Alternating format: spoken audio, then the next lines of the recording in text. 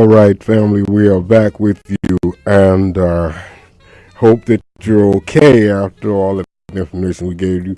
But we're gonna talk about another piece that is, I believe, is really really informative, and we're gonna talk about hemp, cannabinoids, and cannabis, and the healing properties of hemp and cannabinoids, and we're going to talk about the difference between THC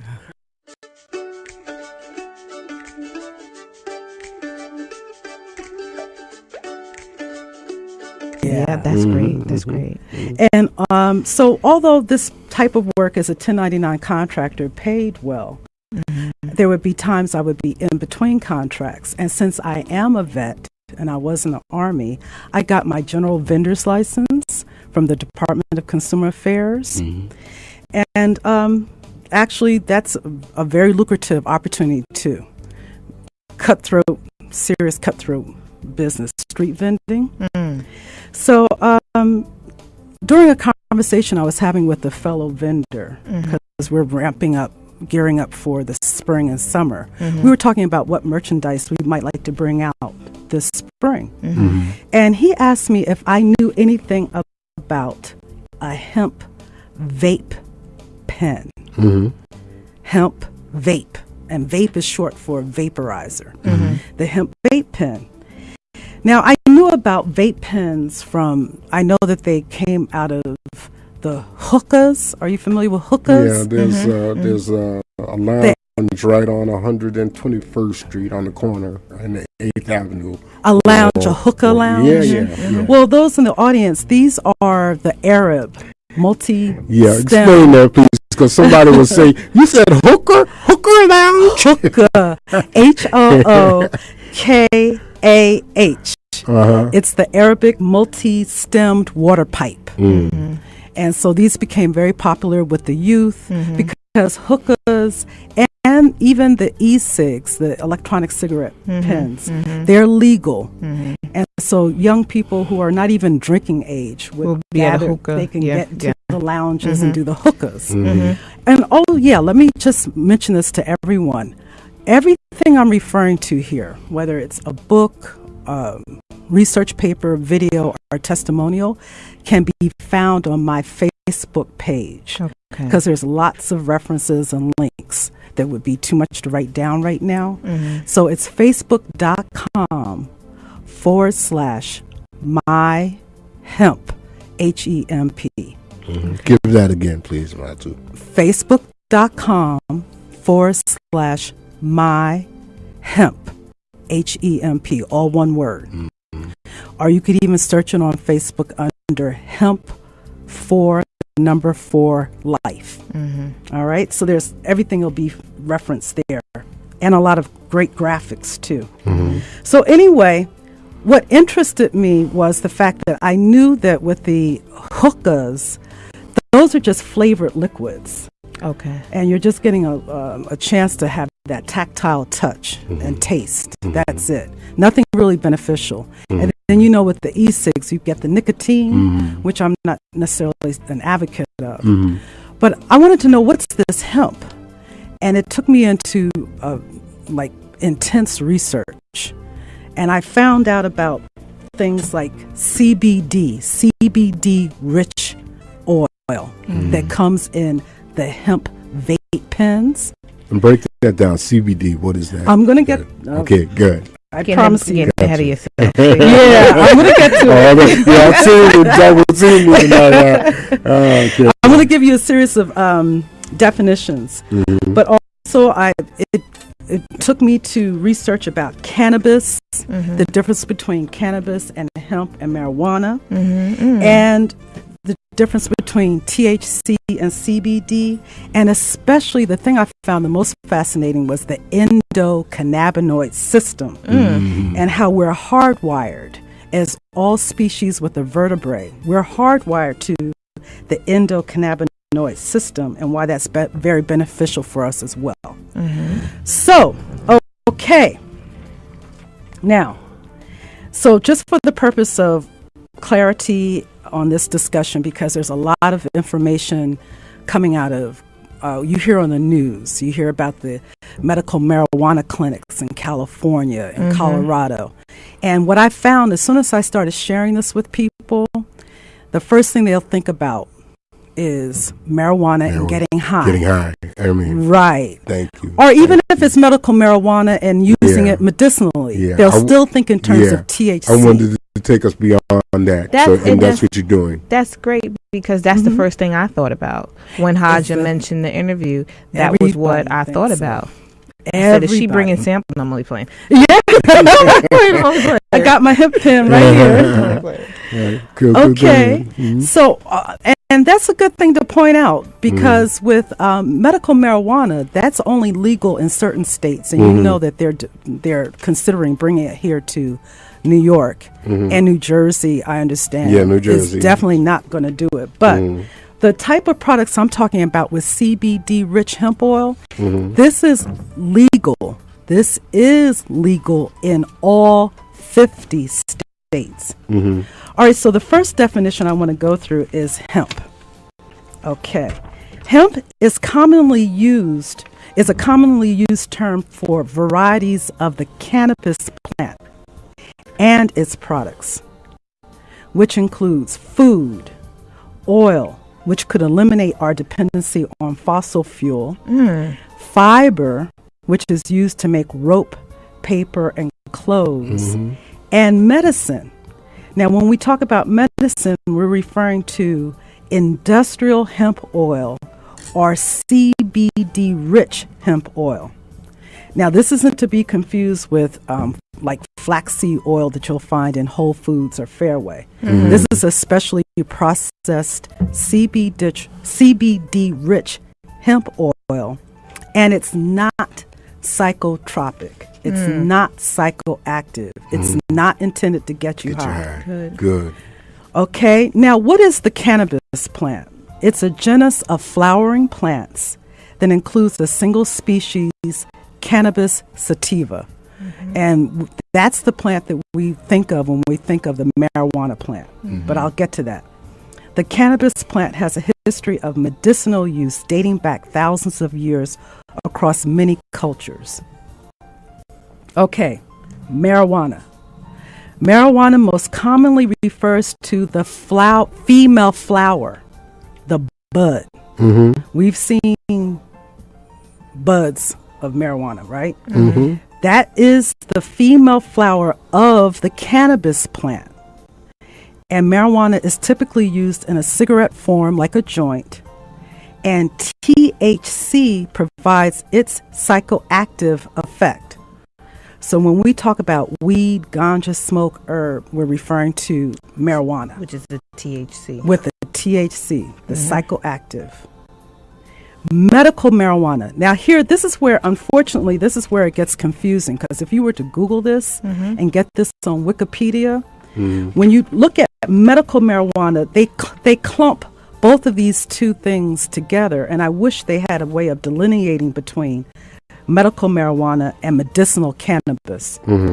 But medical marijuana refers to the use of cannabis and its constituent cannabinoids, and I'll get to cannabinoids, such as tetrahydrocannabinol, which we know is THC, and cannabidiol, which is CBD, and it's medical therapy to treat disease, the CBD, or alleviate symptoms, THC. Okay? What are cannabinoids? These are found in a wide range of concentrations within the flower, that's the THC, the bud, and the leaf, that's where we find the CBD, and stem. These are the cannabinoids. Research has shown CBD to have analgesic, anti-inflammatory, and anti-anxiety properties without the psychoactive effects, like getting high or stoned, that THC provides. That's from the leaf. That's from the the CBD is the leaf, and the THC is the bud. Those great big fat buds. Okay. I like to relate cannabinoids to like vitamins. We know that there's vitamin C is very different from vitamin E, which is very different from vitamin D, which is very different from vitamin B. So cannabinoids, there are many cannabinoids in the cannabis plant. The two we know the most about are, well, actually the only one we really know anything about mostly is THC. The research over the last 20 years is coming to the forefront now is on the CBD. Okay. And if there's one more term I can give you. Yeah, please. And then I want to just add some of this to the conversation. Sure. The very last thing, and this I thought is what just absolutely blew my mind the most. This is what got me onto this too. I'm going to be campaigning and on this bandwagon for the rest of my life. The endocannabinoid system. Now, even if you just listen to that, the endocannabinoid system. We have a digestive tract. We have nerve endings. We have different systems, respiratory system in our body. Well, it turns out that the endocannabinoid system, named after the plant that led to its discovery, is perhaps the most important physiologic system involved in establishing and maintaining human health. By comparing the genetics of cannabinoid receptors in different species, and like I said, we're the vertebrate species. We have a brain and spinal cord, even fish. Scientists estimate that the endocannabinoid system evolved in primitive animals over 600 million years ago. The endocannabinoid system, with its complex actions in our immune system, nervous system, and all of the body's organs, is literally a bridge between body and mind.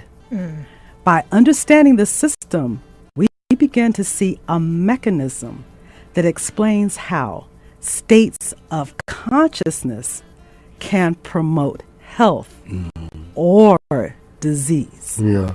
There was something that I was looking at online when I was looking at my research, my CBD research, and it says get well, not high, something to that effect. But let me just put this out there. Okay, so according to this, it dates back the use of cannabis. For medical purpose, medicinal purposes, dates back at least 3,000 years. It was introduced in Western medicine in the 1840s by somebody named Shaughnessy, a surgeon who learned of his medicinal properties while working in India for the British East India Company. Boo!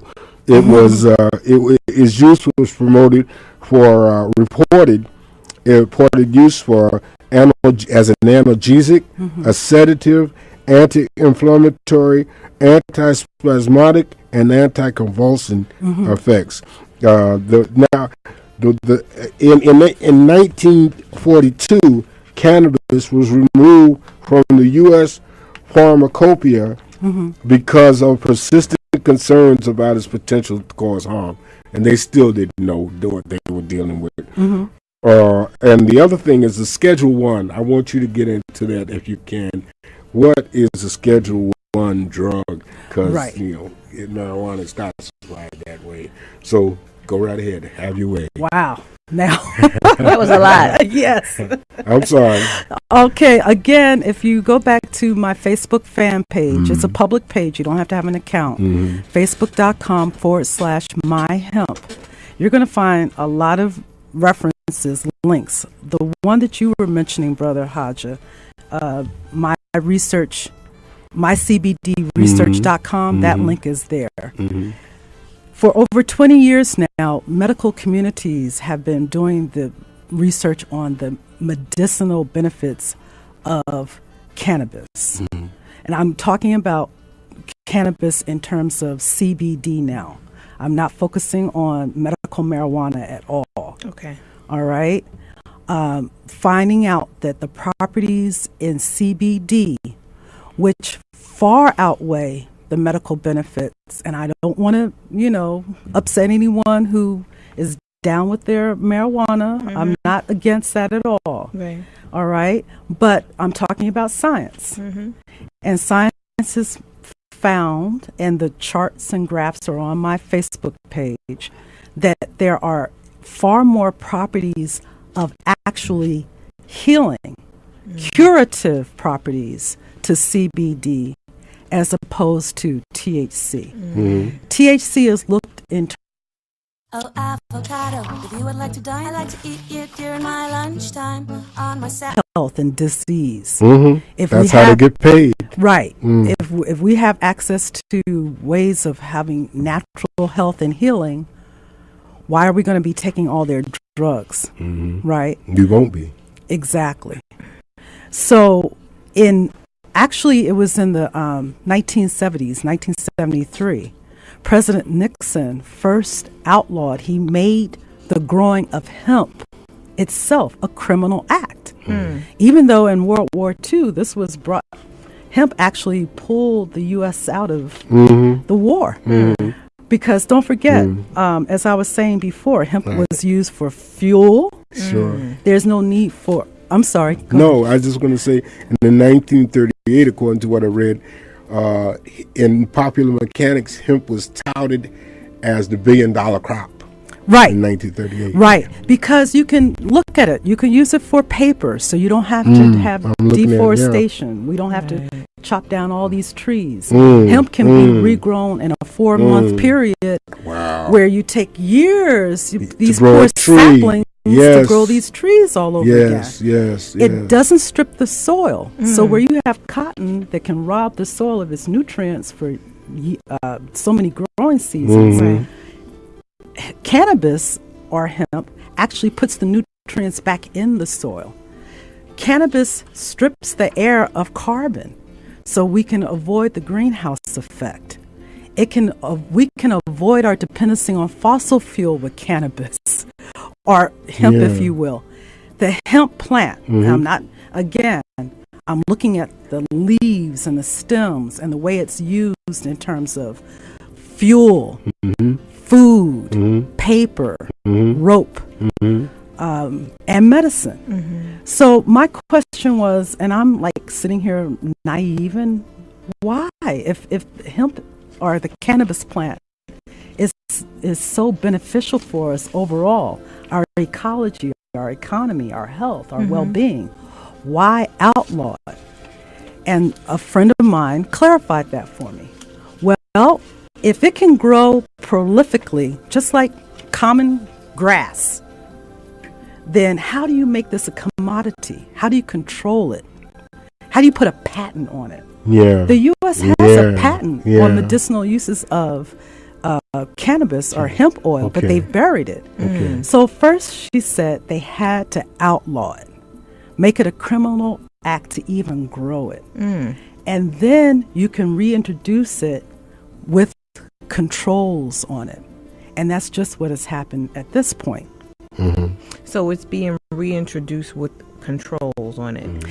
Just this February, President Obama did sign the Farm Bill legalizing the cultivation of hemp in 10 states only.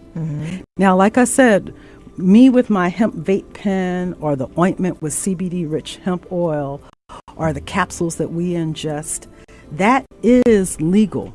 We can make use of these products. But you as an independent farmer, a sister out near Maryland saw my information and contacted me. She said, I want to grow hemp. And she understood that she has to wait and see if, she asked me, do I know the 10 states that are legal right now to do that? She can't grow it. But even though in the early formation of this country, the cash crop was originally hemp. Wow. Not cotton, not tobacco, but hemp. You could pay your taxes by growing hemp. Wow. So it is a $1 billion crop, but in whose hands? In whose hands? Yes. Right. Can I just, in addition to what you've been saying, Matu, you talked about paper products, and it goes here, talk about textiles, shirts, shoes, caps, and the like, molded plastics, body care products, construction, livestock feed, livestock bedding, nutritional supplements, essential oils, medicines, food, and that's just some of it. Yes. That's not even touching. That's just some of it. Well, let me give you this. This is why I'm a part of what we consider a hemp revolution. We consider this a people's movement, because I was just floored and flabbergasted. I have my own personal testimonies on my Facebook page. The people I've let try the hemp vape pen, they'll tell me immediately what benefits they feel from it. As a public apology, Dr. Sanjay Gupta, do you know Sanjay Gupta? Yeah, I checked it out. He initially, he came out totally against, and again, this is where I'm afraid a lot of the terminology is thrown together in one pot. He came out against medical marijuana.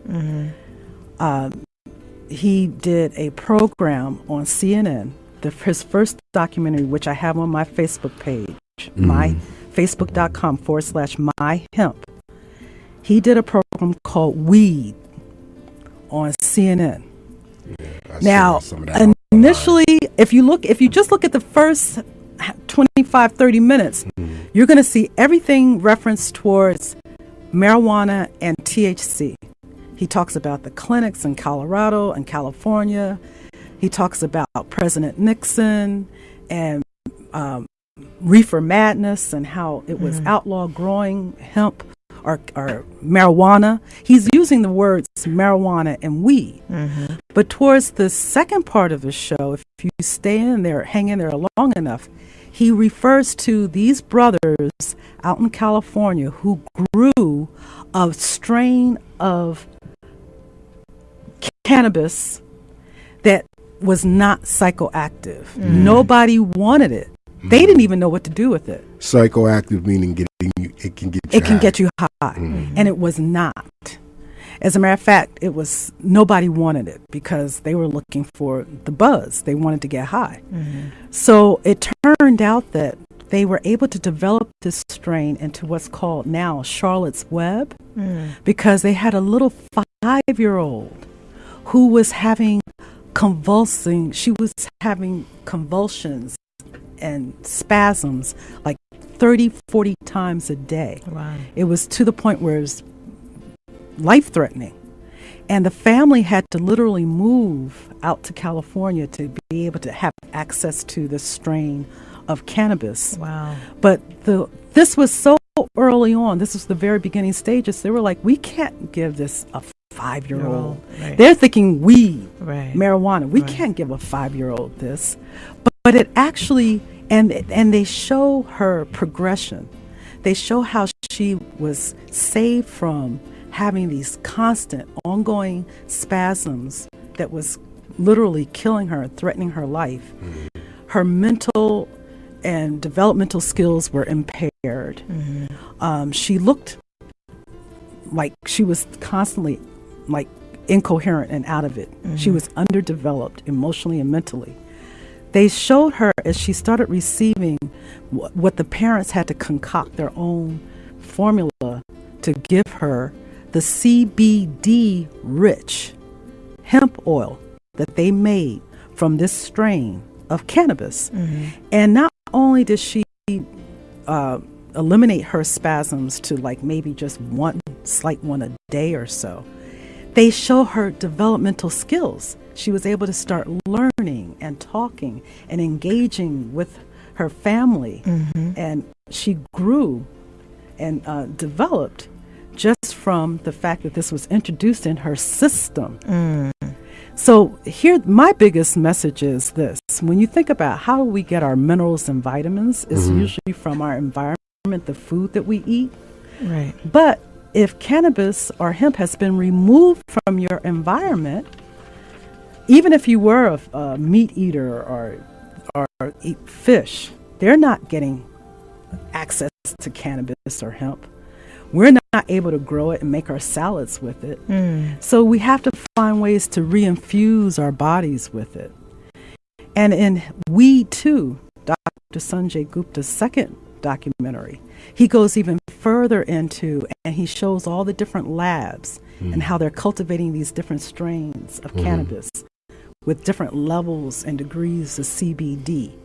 Or they may even integrate a little THC in there and make a blend of THC and CBD, because like I said, with the THC you get one effect, and then you add the CBD for another. You get another. Can I? So I just want to clear something out.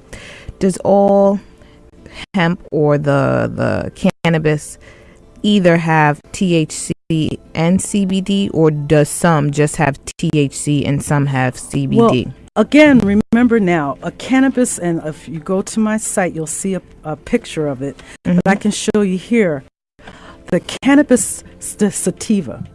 Think of like an apple tree. You're going to have the apple, you can get blossoms, you get flowers, you get the fruit from the tree, your apples, and then you have the tree itself with the leaves and the stems and the rest of the tree. Right. Well, with the cannabis sativa, you're looking at the flower or those sticky, tacky bud that can be cultivated to have extremely high levels of THC. But you're not really cultivating the CBD in the leaf. So the leaf is the most important part of the, well, I don't want to depending on who you're talking to. Right. Realistically. But for us, the leaf is the most important part health-wise. There will be some, let me just say this as a caveat, there will be only some trace of THC because you're not really cultivating that. So there could be like 0.003 of the THC. There are those individuals who are in the military or police enforcement, law enforcement, or whoever may have to take a test. A drug test. This will not pop a drug test. I mean, you have to be like on a really top level military grade test to show anything. It's like with poppy seeds. They'll say, don't eat a poppy seed or you might pop for opium. But this is such a trace amount of THC. It's not going to have that effect on you. So the question I had was, so for anybody who's listening, you know what, I do need to let everybody know what station that we're listening to. So you're listening to WHCR 90.3 FM, New York. So for anybody that may be listening and they may either smoke marijuana or drink tea or whatever, it's important to know that you may not be getting the CBD from that bud. So you might be listening and say, oh, well, I'm good but that's not the case because it comes from the actual leaf of the plant. Well, let's say even, even if you're getting a really nice grade medical marijuana and you're getting all that great THC, you're still not getting the CBD out of the deal. It has to be cultivated that way. Unless you're cultivating the CBD to be more prevalent, you're going to get the benefit of that cannabinoid THC. Okay. I just want to go over, and this is really, I hope that people out there have their pens and paper in hand and are taking this information because this is an eye-opener. And what you're saying about the economic is because it always boils down to economics. What you're saying about the economic benefits of growing it for, use for building materials, feed, clothing, etc., and it growing and not depleting the environment. We can eliminate our dependency on fossil fuel. Exactly. I mean, that's humongous to me. But now you're in the area where they'll come and get you and put the black hood on your head. Or the AMA, Big Pharma. You're messing with their money. The list of localities that permit the use of cannabis for certain medical conditions, back to the medical piece. Yes. There are Alaska, Arizona, Colorado, California, Connecticut, Delaware, District of Columbia, Hawaii, Illinois, Maine, Maryland, Michigan, Montana, Nevada, New Hampshire, New Jersey, New Mexico, Oregon, Rhode Island, Vermont, and Washington. Now you're talking about medical marijuana. Yeah, I said I was going back to the medical marijuana. Right, but see, here's the point that I hope I can drive home. Will that open up the piece for hemp? But actually, it's open. Okay. Everything, like what I have here in the studio with you, what I have access to, what you have access to, it is legal because it's not dealing with the THC. Right. It's dealing with the CBD-rich hemp oil. Now, you can't run out to Fairway or Whole Foods to get it because that's going to be more like flaxseed oil. Right. You have to go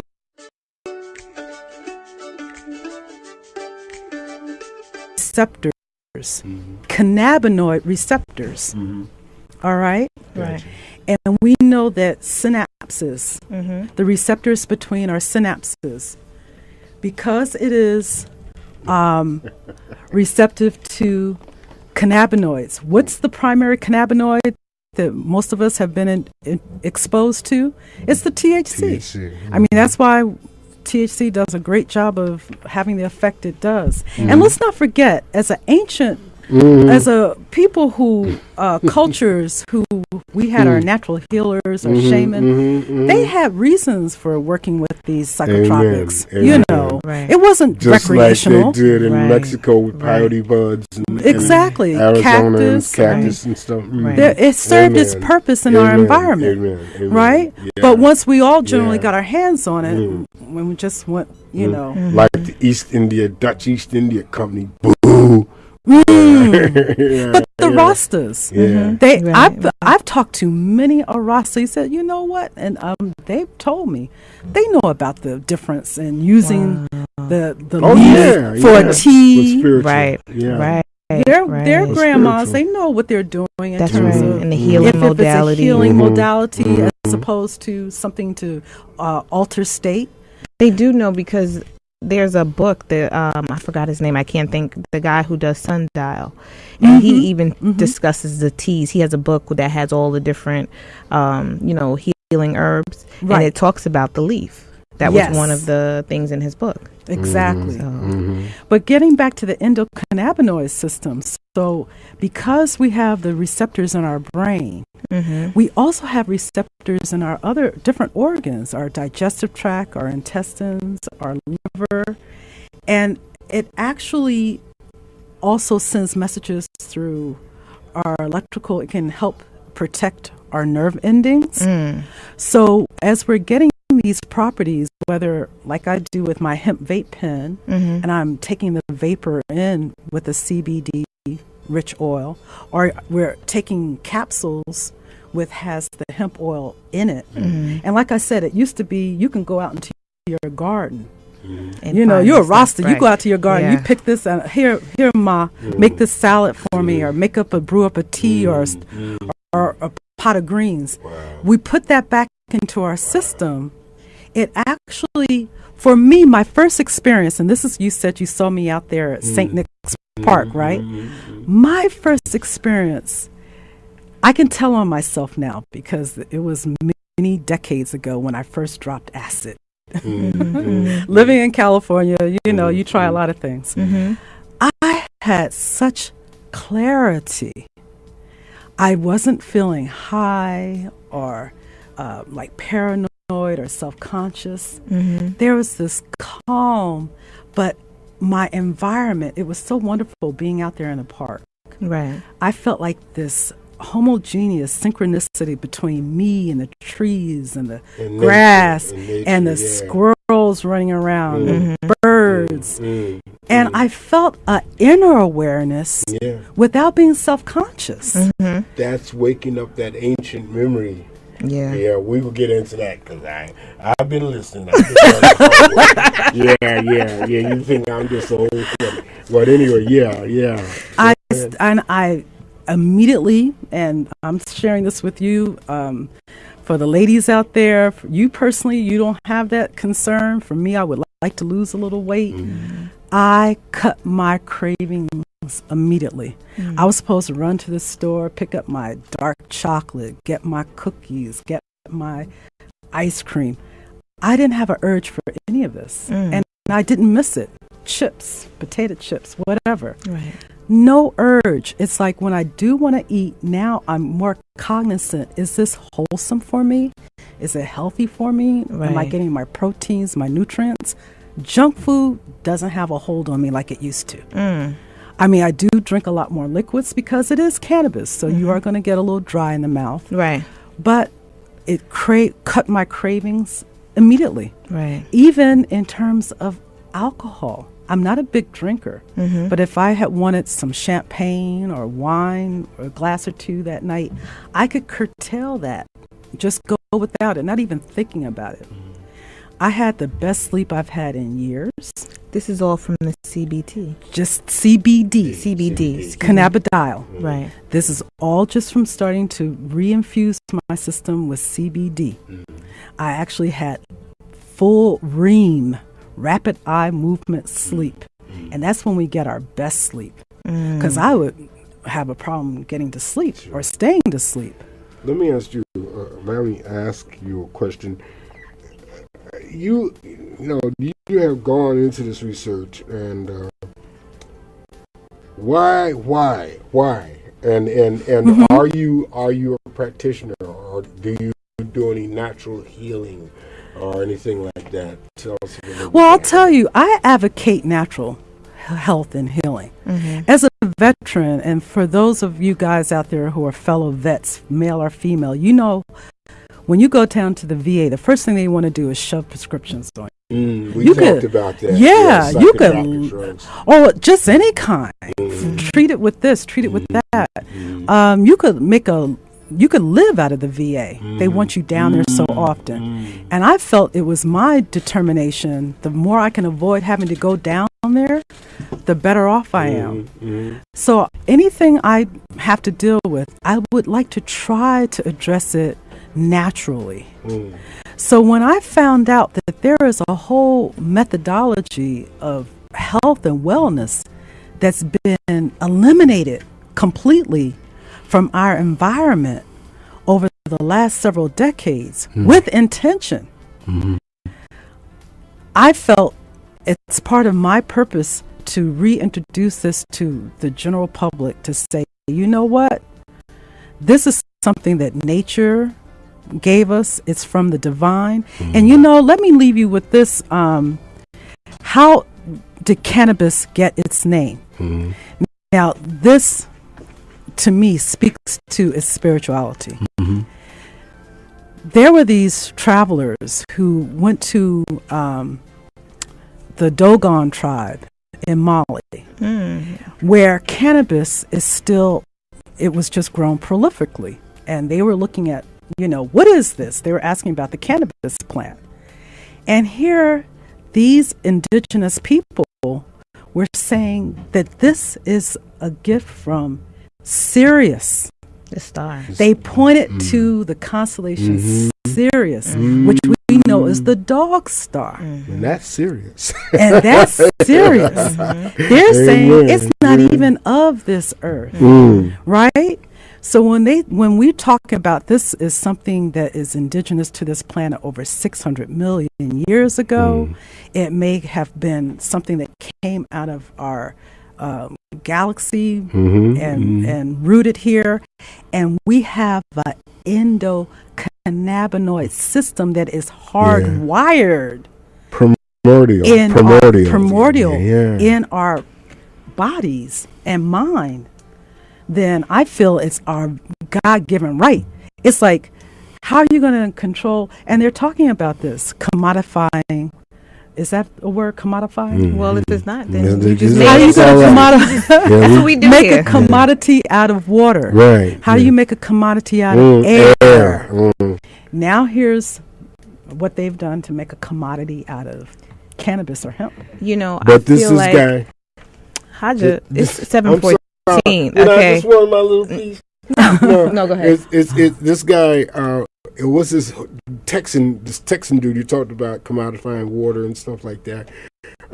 His name is T-Boone Pickens. You know that? T-Boone Pickens. He's Google him sometime.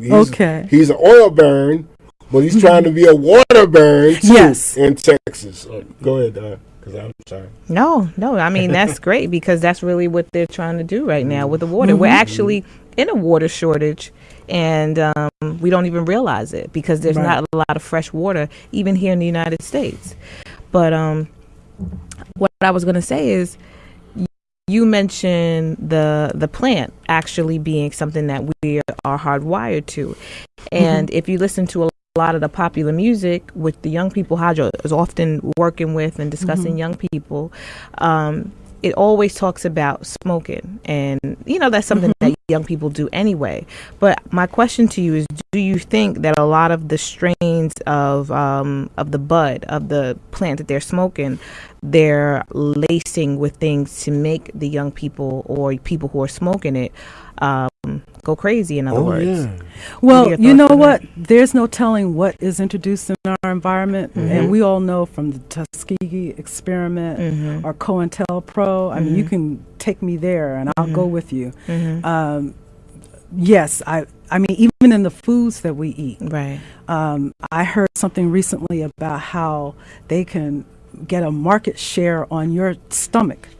They can determine, they can put impulses and cravings in us to eat a certain foods just by the way they produce and manufacture those foods.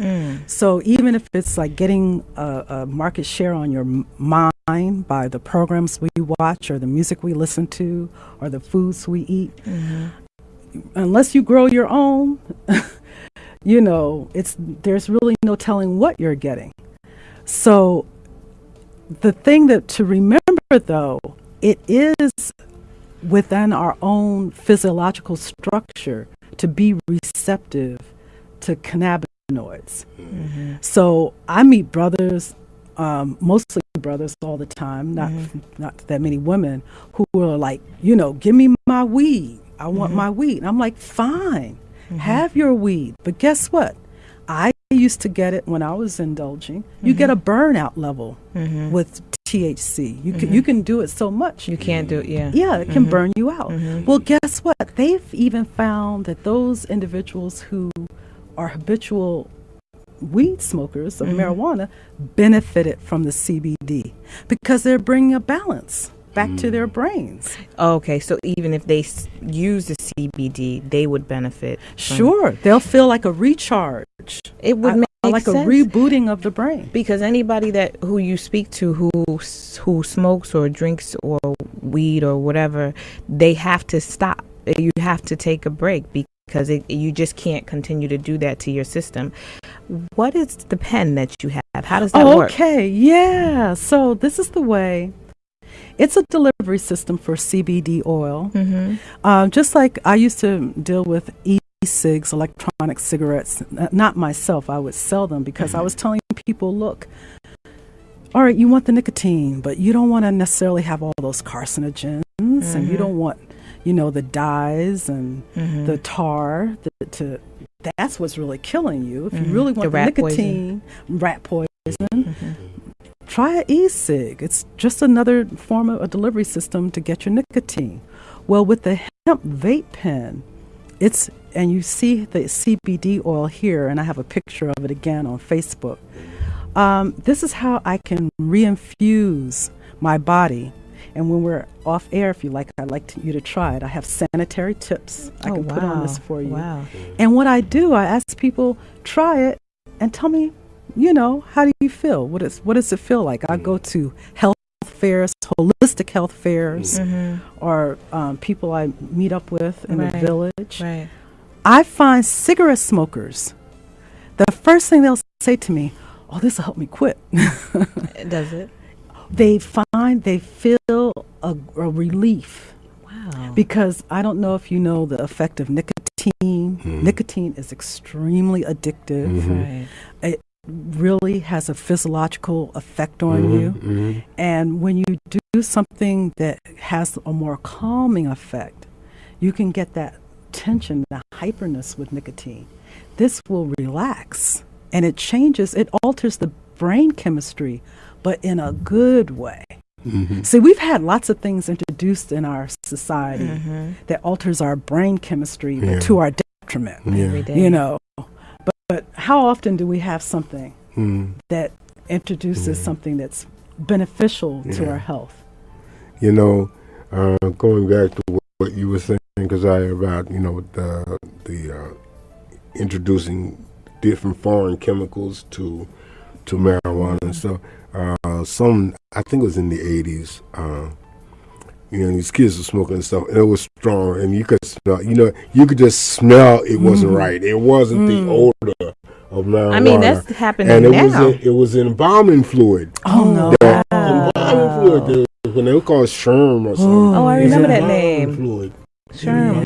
Yeah. Well, I feel like that's happening now because sometimes when you see these young people, they look like gone, and the weed is very strong. You can smell it. I mean, it's cold. Yeah, but it don't smell like. It smells marijuana. like. I wanted to ask you before you went two things. I want you to give. Did you see what's new at Verizon? Quality of our products, and again, you can see that link on my Facebook page. So it can be used to relieve arthritis, back pain, neck pain. Wow. Now, one of the things I have to say, for the company I'm with, we are not allowed to make any medical claims. We don't want the AMA to come down and shut us down. You're talking about this as medicine. What we ask everyone to do, please do your research for your own. I'm not even allowed. I can state my own testimony on my Facebook page, but I can't get out there and say officially, Yeah, you can't do that. oh, this is a great diet aid, or oh, this is a great sleep aid. Right. Because again, I'm making medical claims. So it's kind of the sort of thing you have to experience it for yourself Yeah. and make your own decision. It is. I understand because I work with Young Living and it's essential oils, and you can't say that this is going to cure everything, but when people use it, they get a chance to see how it works and they taste it and it feels good. And like your hemp pen, she brings her big jug of water. It's over there in Yes. the bag. I saw that. So, I understand. But, I know we're getting ready to end, but I just wanted to ask, and this is a big question. Maybe you'll come back or whatever. Is this anywhere related to DMT? Does this have anything to do with that or not really? I'm sorry. What is the DMT? What is that? Okay, I'm gonna let that one go. This is like some type of in our melanin we're supposed to have DMT, and so they have separated something and created a type of like psychotropic thing that is supposed to help you get in touch with other realms and things like that, but it's not supposed to be a drug. And I just was asking if you knew about it, but we're gonna let that one slide. Can I just say something? I just know something. This is the coming thing. What we talked about the ancient memory, Yes. and stuff. There's something. There are things in us.